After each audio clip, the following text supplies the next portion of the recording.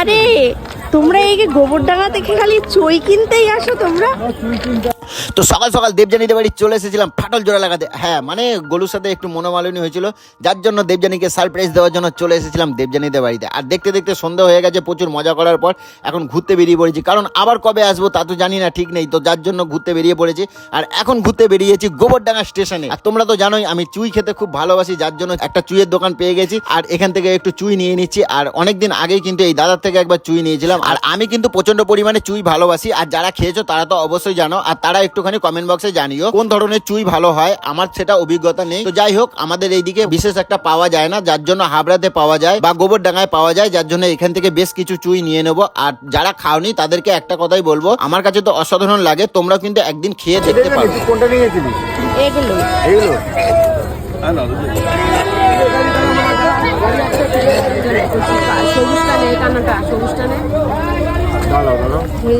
পুজোয় লাগবে, দোকান থেকে নিয়ে কি করছিস? মালাগুলোর কত টাকা নেবে? এই যে এবছর ভোটটা কিন্তু ওনাকেই দেবেন, জনতার পাশে আছে।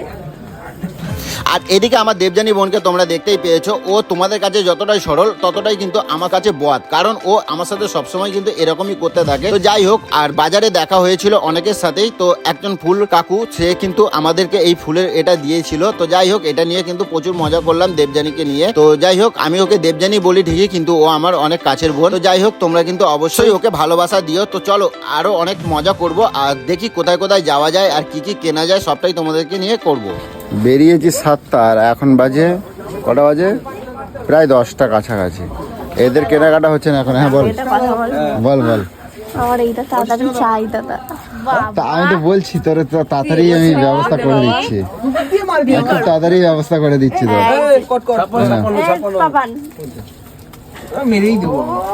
দেখেছো দাদা, তুমি আমার জন্য ছেলে দেখো তো। আচ্ছা ঠিক আছে। বিয়ে করবো।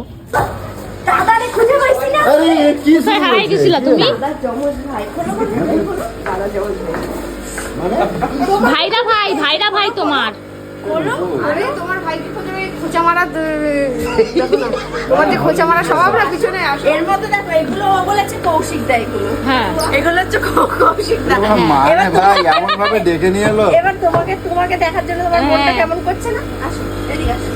এই দেখো পুরো তোমার শালা কুমির, এ কুমির, তুমি ঠিক মাথাটা, আমি কুমির, উনি যেন মাথা খোঁচা মারে খোঁচা মারে।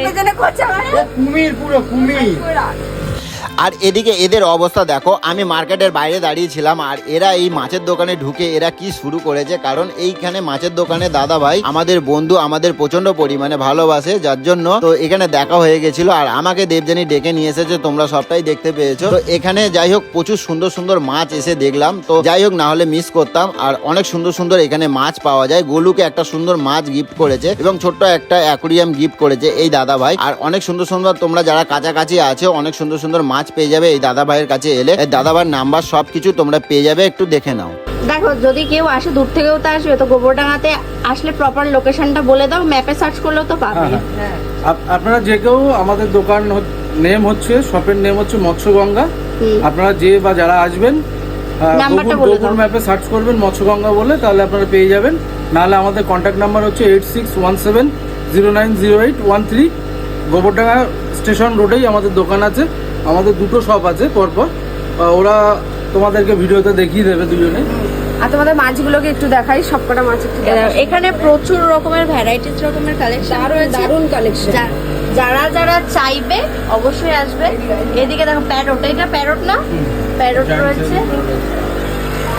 দেখ সিঁদুর টাকা আমের মতন, দেখ সব ম্যারেড মাছ।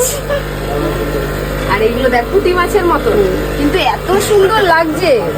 দারুণ দারুণ, দেখ দারুণ দারুণ দারুণ সুন্দর। এই আর কোথাও কিছু নেওয়ার নেই তো? চলো তো, আর কি বলবো, দেখতে পেলে রাস্তায় বেরোলে এরা কি শুরু করে। তো যাই হোক, এটা অনেক বেল কোথায় পাবে? বেল কাটা কোথায়? চলো দেখি।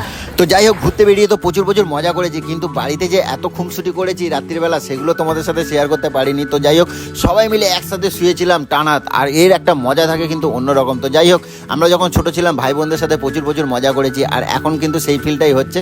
তো প্রচুর মজা করছি, তোমরা কিন্তু দেখে বুঝতেই পারছো। তো চলো বন্ধুরা, কেমন লাগলো কমেন্টে অবশ্যই জানিও। টাটা।